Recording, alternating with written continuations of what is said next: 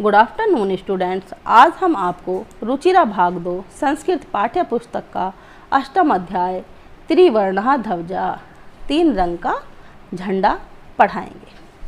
केचन बालकाः काश्चन बालिकाश्च स्वतंत्रता दिवसस्य ध्वजारोहण समारोहे सोत्साहं गच्छन्तः परस्परं संलपन्ति बातें करते हैं। केचन कुछ बालक और कुछ बालिकाएं स्वतंत्रता दिवस के अवसर पर, उस समय जब ध्वज फहराया जाता, ध्वजारोहण झंडे को फहराने के समारोह में उत्साह के साथ, बड़े जोश के साथ जाते हैं और परस्पर और एक दूसरे के साथ बातें करते हैं। तो वो बच्चे किस प्रकार से बातें कर रहे हैं एक दूसरे के साथ?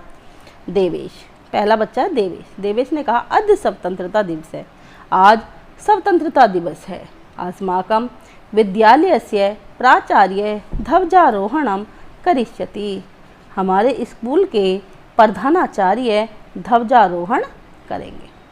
सांस्कृतिक कार्यक्रमान प्रस्तोष्यन्ति, और सांस्कृतिक जो कार्यक्रम हैं उन्हें छात्र जो है सांस्कृतिक कार्यक्रम को प्रस्तुत करेंगे, सांस्कृतिक कार्यक्रम दिखाएंगे, जिसे हम कहते हैं कल्चरल एक्टिविटीज़।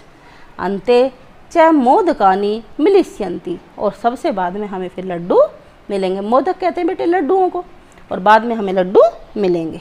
डेविड ने कहा सुचे जानासि त्वम, क्या तुम जानते हो? अस्माकं ध्वजे कीदृशः, हमारा झंडा कैसा है?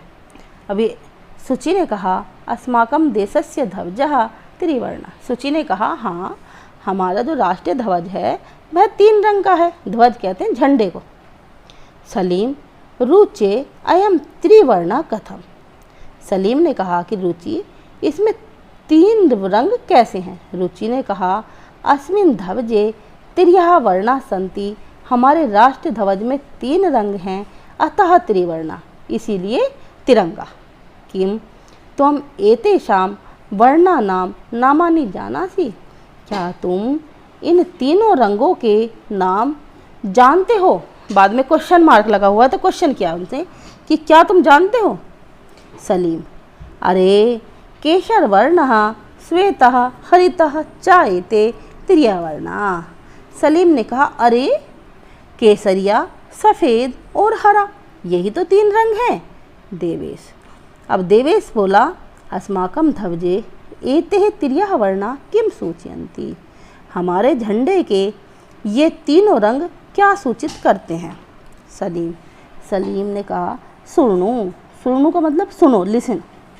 केसर वर्णः शौर्यस्य, श्वेत सत्यस्य, हरित समृद्धे सूचकाः सन्ति। जो हमारे राष्ट्रीय ध्वज का केसरी रंग है ना, संतरी रंग है, वह शौर्य का, वीरता का प्रतीक है।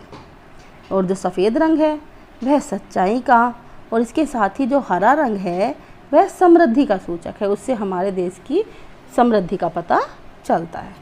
सूची किम एतेषां वर्णानां अन्यदपि महत्वम, क्या इन रंगों का और भी कोई महत्व है?